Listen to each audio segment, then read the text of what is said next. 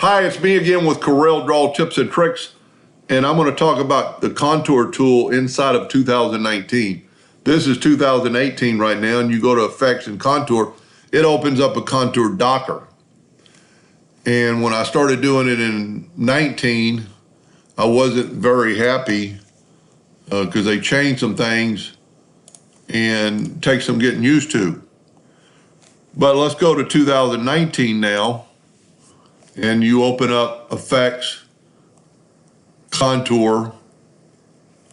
You've got to have the item selected, Effects and Contour.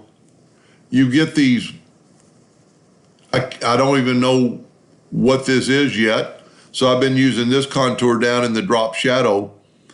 And you basically, it opens up a docker, but it actually opens it up right here on your toolbar.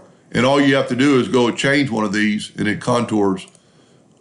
So whatever you change, like if we want to contour 1 inch to the outside, now I do like it because you don't have to back up. You can go, well, let's look at it on the inside. Let's look at that on the center.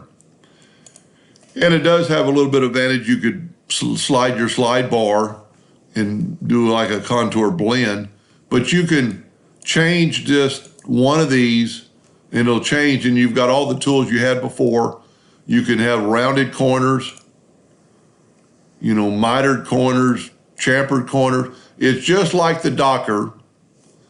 And what I kind of do like about it, if I go, normally I'd have to back up. Well, I can just clear the contour inside of 2019.